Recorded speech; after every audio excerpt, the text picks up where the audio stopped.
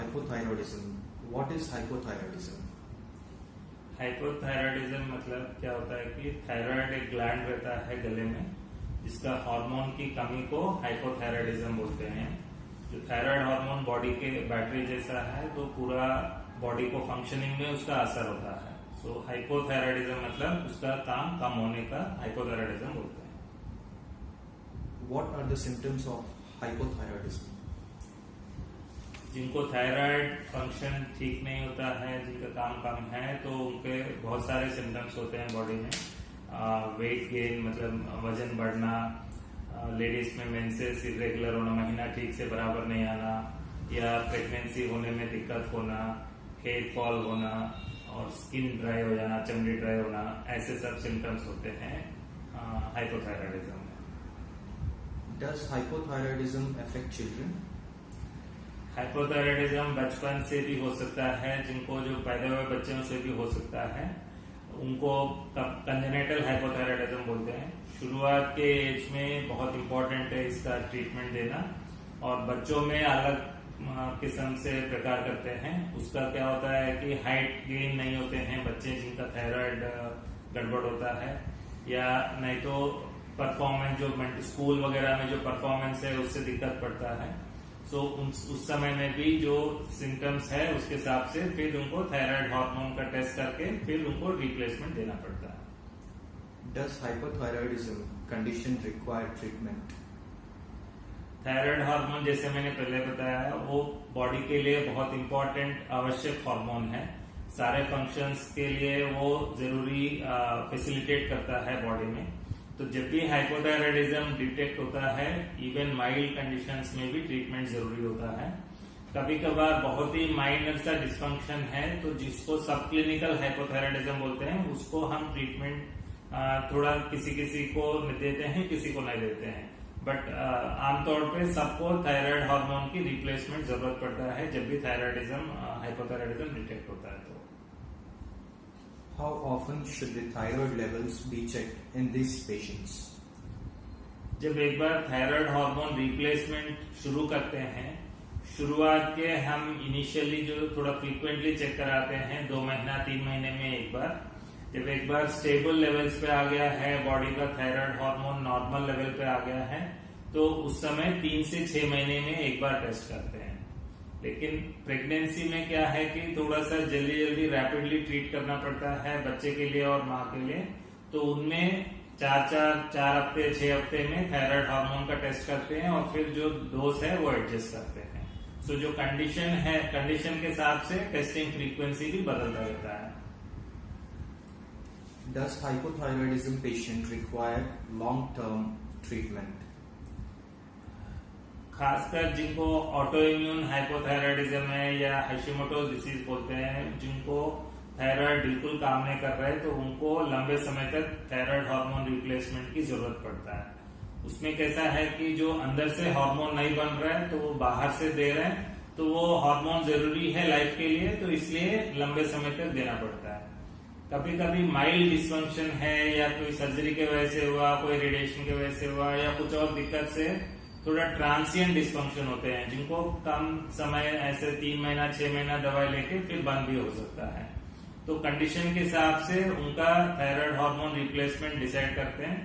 ऐसे कोई फिक्स नहीं है कि जिनको एक बार शुरू हो गया तो वो लाइफ लॉन्ग लेना पड़ता है। अंडरलाइन बीमारी और TSH वैल्यू के हिसाब से डिसाइड होता है ये। Hyperthyroidism. What is hyperthyroidism? Hyperthyroidism मतलब थायराइड हार्मोन का बॉडी में जितना होना चाहिए उससे ज्यादा बना रहा है। जब थायराइड ग्लैंड अपने आप एक्स्ट्रा हार्मोन बना रहा है बॉडी में, और वो थायराइड हार्मोन्स जो बॉडी में असर ज्यादा कर रहे हैं, तो उसको बोलते हैं हाइपरथायराइडिज्म। कभी कभार ये thyroid hormones in excess condition बाहर से भी खा रहे हैं, तो उसको भी होते हैं। इसको आमतौर पे थायराइड टॉक्सिकोसिस भी बोलते हैं, जो टॉक्सिक सिम्टम्स होते हैं थायराइड हार्मोन्स ज्यादा होने के कारण, तो इसको हाइपरथायराइडिज्म या थायराइड टॉक्सिकोसिस बोलते हैं। What are the symptoms of hyperthyroidism? जिनको थायराइड हार्मोन्स ज्यादा है बॉडी में, उनको दूसरे टाइप के सिम्टम होते हैं। वो है वजन कम होना, बाल ज्यादा झड़ना, दिल का धड़कन तेज होना, पसीना ज्यादा आना और किसी किसी में ज्यादा लूज मोशंस ज्यादा होना। और कभी कुछ पेशेंट्स को आंख में भी असर करता है ये, आंख ज्यादा प्रोमिनेंट हो जाना और आंख थोड़ा सा बाहर दिखना, कभी एक आंख या दो आंख। और कुछ कंडीशंस में ज्यादा स्वेलिंग होता है नेक में, जो गॉइटर बोलते हैं, जो स्वेलिंग भी दिख जाता है। तो इनको ये सब सिम्टम्स होते हैं थायरोटॉक्सिकोसिस या हाइपरथायरायडिज्म के। What are the complications of hyperthyroidism? जो थायराइड हार्मोन जब जरूरत से ज्यादा बनता है बॉडी में, तो मैक्सिमम जो इफेक्ट करता है, एक तो हार्ट और कार्डियोवास्कुलर सिस्टम, मतलब दिल और उसके सराउंडिंग जो वेजल्स है उसमें इफेक्ट करता है। तो दिल धड़कन तेज होता है तो बीपी ज्यादा बढ़ने का संभावना रहता है। और दूसरा मेजर ऑर्गन जो इफेक्ट करता है वो है स्केलेटल सिस्टम। तो बोन्स के ऊपर जो असर करता है थायराइड हार्मोन, तो बोन से ज्यादा कैल्शियम निकाल देता है और फिर बोन्स वीक हो जाते हैं, तो जिसकी वजह से फ्रैक्चर्स वगैरह होते हैं। हार्ट में जब ज्यादा काम कर रहा है तो फिर दिल का धड़कन इरेगुलर होता है, एट्रियल फिब्रिलेशन बोलते हैं, ऐसे कोई एक्टोपिक्स होता है। सो ये सब सिम्टम्स होते हैं जब कॉम्प्लिकेशंस होते हैं जब थायराइड हार्मोन्स बॉडी में ज्यादा हो तो। What are the treatment options for hyperthyroidism? Thyroid hormones जब ज्यादा बढ़ रहा है बॉडी में तो उसको कम करने के लिए 2-3 तरीके से ऑप्शंस हैं। पहले नॉर्मली जो है एंटी थायराइड ड्रग्स यूज करते हैं। ये दवाई जो है 6 महीना 1 साल तक टैबलेट्स देके देखते हैं कि थायराइड कंट्रोल में आ गया है नहीं हुआ। जब थायराइड हार्मोन्स कंट्रोल नहीं हो रहा है तो फिर डेफिनेटिव ऑप्शंस करके 2 ऑप्शंस होते हैं। एक तो है radio iodine therapy. Radio iodine मतलब एक आयोडीन कॉन्सेंट्रेटेड जो है वो कैप्सूल फॉर्म में देते हैं। वो आप आयोडीन जो है कॉन्सेंट्रेट होकर थायराइड हार्मोन को बनाने का जो थायराइड ग्लैंड को डिस्ट्रॉय करता है और फिर हार्मोन्स को रोकता है।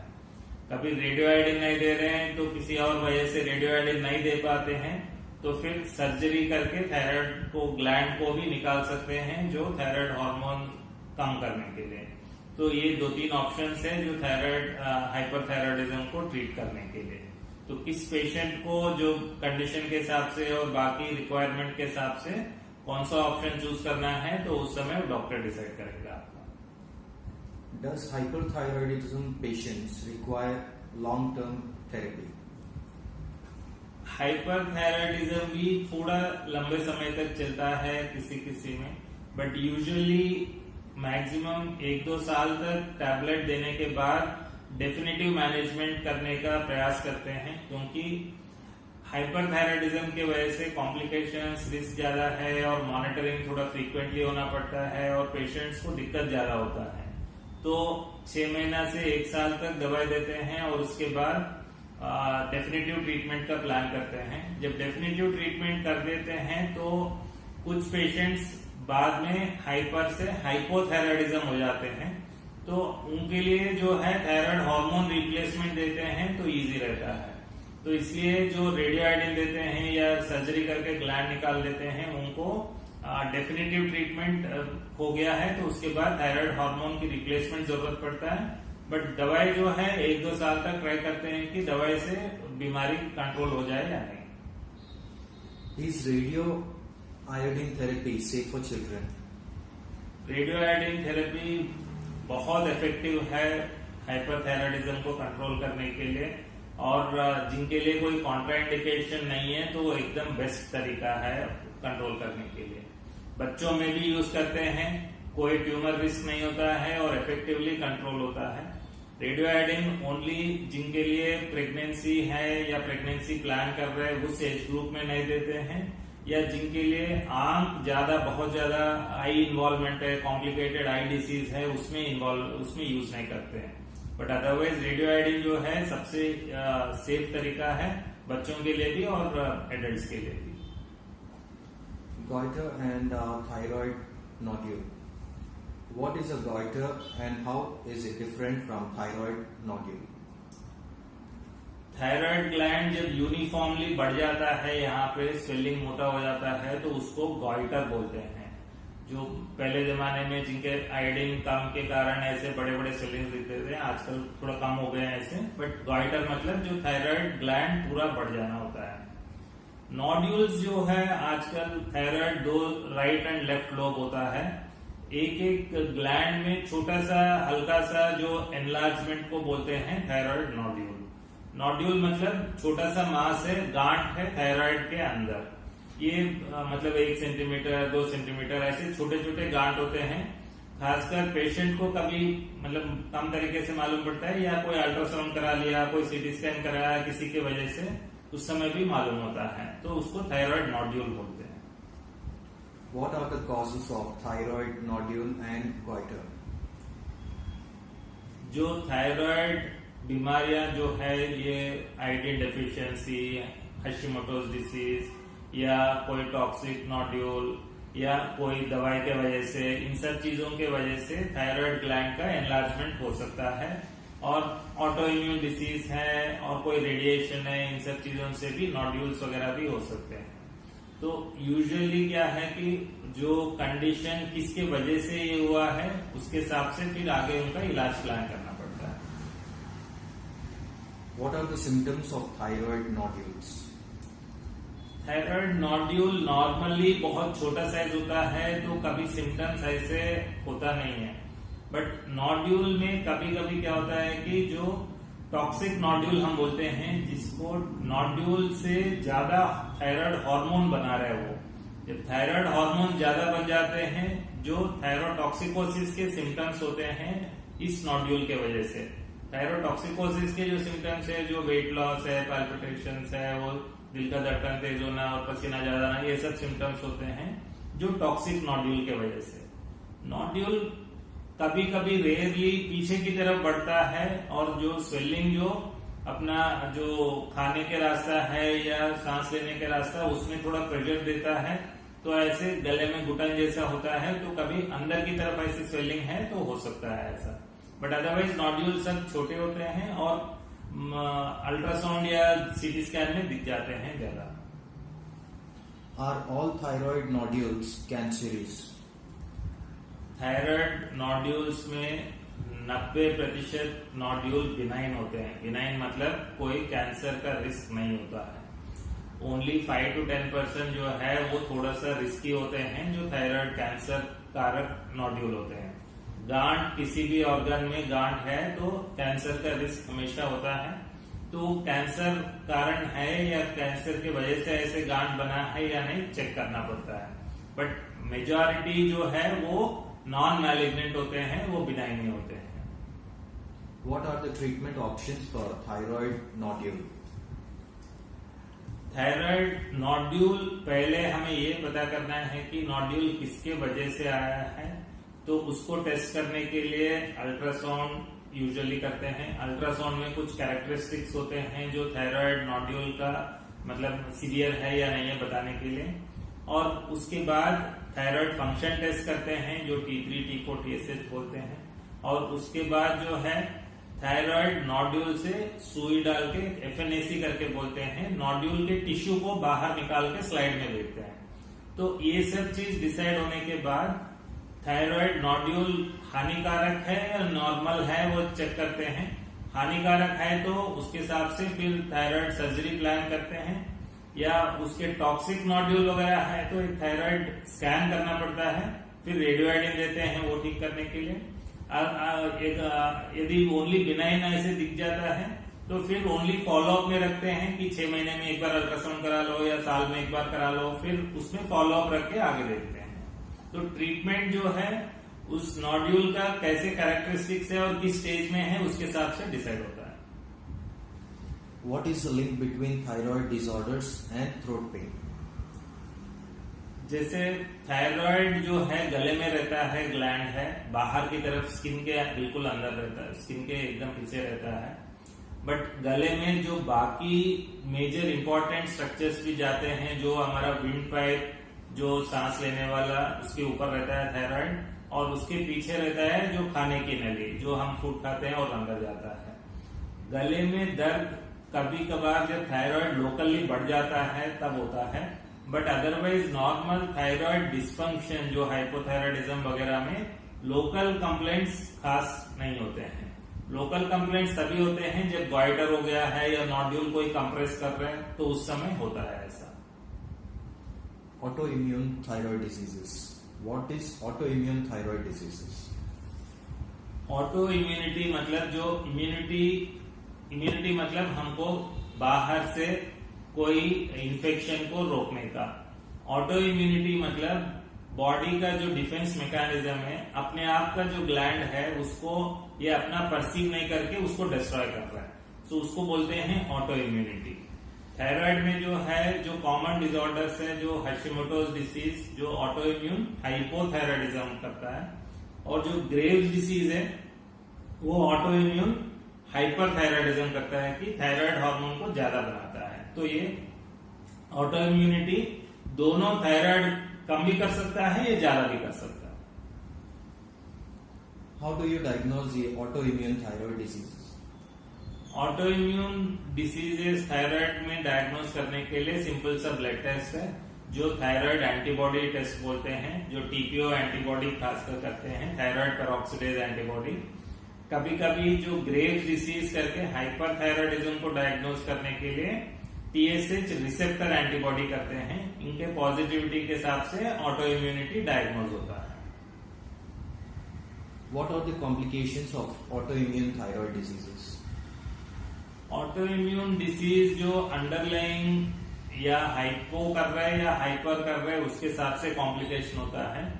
अदरवाइज कभी कभार इसमें ऑटो इम्यून हाइपर थायराइडिज्म मतलब जो ग्रेव डिसीज है, खासकर जो प्रेग्नेंट्स है तो उसमें बच्चों को भी ट्रांसफर होता है एंटीबॉडीज, और बच्चों में भी जब अंदर रहते हैं पेट के अंदर या जब इनिशियल जब न्यूबॉर्न बेबीज में भी थोड़ा दिक्कत कर सकते हैं। तो ये ऑटो इम्यून डिसीज को इसलिए इम्पोर्टेंट है कि एंटीबॉडीज कैसे हैं और आगे रिस्क कैसा है जो जनरेशंस में ट्रांसमिट होने के लिए फैमिलीज में, तो ये इम्पोर्टेंट है। What is the treatment for autoimmune thyroid disease? पर से जो ऑटो इम्यूनिटी को कम करने के लिए ऐसे कोई दवाई देते नहीं है और देना भी नहीं चाहिए। ओनली जिनको ऑटो इम्यूनिटी है और थायराइड डिस्फंक्शन है, जो डिस्फंक्शन के हिसाब से यदि हाइपोथायराइडिज्म हुआ तो उनको थायराइड हार्मोन रिप्लेसमेंट देना पड़ता है, या हाइपरथायराइडिज्म है तो उनको थायराइड हार्मोन को रोकने के लिए दवाई या रेडियोआइडिन देना पड़ता है। बट अक्सर जो एंटीबॉडीज को कम करने के लिए लोग कुछ दवाई देते हैं, स्टेरॉइड्स वगैरह, ये सब नहीं देना चाहिए क्योंकि उससे पेशेंट को नुकसान ज्यादा होता है और फायदा बिल्कुल नहीं होता। What is the effect of autoimmune thyroid disease in pregnancy? Auto immune thyroid disease जो है प्रेगनेंसी में मोर इम्पोर्टेंट है क्योंकि उसके वजह से ज्यादा recurrent abortions, pregnancy induced hypertension और आईयूजीआर मतलब जो बच्चा जो अच्छी तरह ग्रो नहीं हो पा रहा है, तो ऐसे 4-5 कॉम्प्लिकेशंस होते हैं, प्रीटर्म लेबर, ये सब। तो थायराइड जो कंट्रोल करना प्रेगनेंसी के लिए भी बहुत इंपॉर्टेंट है। थायराइड हार्मोन्स को नॉर्मल लेवल में रखना प्रेगनेंसी में भी बहुत इंपॉर्टेंट रखता है। Does it affect my children or siblings? जिनको ऑटो इम्यून थायराइड डिसऑर्डर है तो वो फैमिलीज में ज्यादा रन करता है। सपोज माँ को थायराइड हुआ है तो बेटी को भी होने का ज्यादा चांस रहता है, बच्चों को भी होने का ज्यादा चांस रहता है। तो ऑटो इम्यून डिसीज जो है वो फैमिलीज में रन करता है then when compared with the general population. Diet and thyroid. What are the dietary restrictions for patient with hypothyroidism? Thyroid hormone जिनका कम है, जो हाइपोथायराइडिज्म के लिए दवाई ले रहे हैं वगैरह, 2-3 इंपॉर्टेंट डाइटरी एडवाइजर्स है। एक तो सोया प्रोडक्ट, कैबेज, कॉलीफ्लावर वाले जो प्रोडक्ट्स है, ब्रासिकेसी फ्रूट वाले जो ग्रुप के जो वेजिटेबल्स हैं, ये सब थायराइड हार्मोन फॉर्मेशन में थोड़ा दिक्कत करते हैं। तो ये प्रोडक्ट्स जो है वो ज्यादा कंजम्पशन नहीं करने का है जिनको हाइपोथायराइडिज्म है। और सेकेंड थिंग क्या है कि जो भी थायराइड हार्मोन लेते हैं वो है एम्प्टी स्टमक में लेना पड़ता है। कोई भी कैल्शियम, आयरन, कोई भी फूड पार्टिकल लेने से उसका एब्जॉर्प्शन पे असर पड़ता है। सो डाइट में दूसरा इंपॉर्टेंट चीज क्या है कि वो एम्प्टी स्टमक में हार्मोन रिप्लेसमेंट लेना है, और जो वेजिटेबल्स और सोया प्रोडक्ट्स है वो जितना हो सके उतना अवॉइड करना है। What are the dietary restrictions for patients with hyperthyroidism? जिनको हाइपरथायराइडिज्म है, थायराइड हार्मोन ज्यादा बन रहा है, उसमें कभी कभी क्या होता है कि जो आयोडाइज्ड सॉल्ट जो है, एक्चुअली आयोडीन जो है एसेंशियल है थायराइड हार्मोन बनाने के लिए। सो आयोडीन को रोकेंगे तो थायराइड हार्मोन को जो बनाने का जो सिस्टम है वो थोड़ा सा उसका रेस्ट्रिक्शन आएगा। तो इम्पोर्टेंट ये है कि वो रॉक सॉल्ट या रॉ सॉल्ट खाएं, जो आयोडाइज्ड सॉल्ट ना खाएं। बाकी चीज जो डाइटरी प्रिकॉशंस है हाइपरथायराइडिज्म के लिए, कोई ऐसे आयोडीन रिच फूड नहीं खाएं। कभी कभार फिश होते हैं कुछ ऐसे आयोडीन रिच, तो ये सब चीज नहीं खाएं। जो नॉन आयोडाइज्ड सॉल्ट उस समय खाएंगे तो बेहतर रहेगा। Can I eat cabbage, radish or similar vegetables? जो वेजिटेबल्स जो मैंने अभी बताया कि वो कुछ वेजिटेबल्स हाइपोथायराइडिज्म के लिए थोड़ा सा दिक्कत करते हैं, but once in a while खा रहे हैं तो कोई दिक्कत नहीं है। जिनको रेगुलर खाना है और हेवी क्वांटिटीज में खाना है वो डिफरेंस करता है। सेकेंड थिंग, कभी कभी ये ऑटो इम्यून डाइटरी इंड्यूस्ड जो हाइपोथायराइडिज्म है उनके लिए ज्यादा इंपॉर्टेंट है। इफ जो डिस्फंक्शन है वो ऑटो इम्यून हाइपोथायराइडिज्म है तो उनमें ज्यादा असर नहीं है इसका, तो कभी कभार लेने में कोई दिक्कत नहीं आता। Which is the best salt to use, iodized or non-iodized salt? जो नॉर्मल तरीके से सब पॉपुलेशन में आयोडाइज्ड सॉल्ट से बेहतर कुछ भी नहीं है, आयोडाइज्ड सॉल्ट ही लेना है। इसलिए आयोडाइज्ड सॉल्ट हर जगह सप्लाई वैसे ही होता है। आयोडाइज्ड सॉल्ट करने से थायराइड के बहुत सारे बीमारियां जो गॉइटर ये सब चीज कंट्रोल हुआ है, तो आयोडाइज्ड सॉल्ट ही लेना है। ओनली जिनको जो ग्रेव्स डिसीज बोलते हैं, जो हाइपरथायराइडिज्म है, फॉर सम टाइम जो उनके लिए ट्रीटमेंट की वजह से या रेडियोआयोडीन देने से पहले ऐसे कुछ समय जो नॉन आयोडाइज्ड सॉल्ट देने के लिए बोलते हैं, बट अदरवाइज सब पॉपुलेशन जो है आयोडाइज्ड सॉल्ट ही खाना है, जिसकी वजह से थायराइड का कोई दिक्कत नहीं पड़ेगा और बच्चों में भी कोई असर नहीं आता है। नॉर्मल डेवलपमेंट वगैरह के लिए, थायराइड नॉर्मल काम करने के लिए आयोडाइज्ड सॉल्ट ही खाना पड़ता है। What is the relation between meal intake and thyroid tablet consumption? 99% of the time thyroid tablet जो है खाली पेट में खाना पड़ता है। ये मॉर्निंग टाइम हम बोलते हैं जैसे उठे उस समय, और फिर टैबलेट खा के कम से कम आधा एक घंटा गैप देना पड़ता है दूसरे टैबलेट्स और दूसरा कोई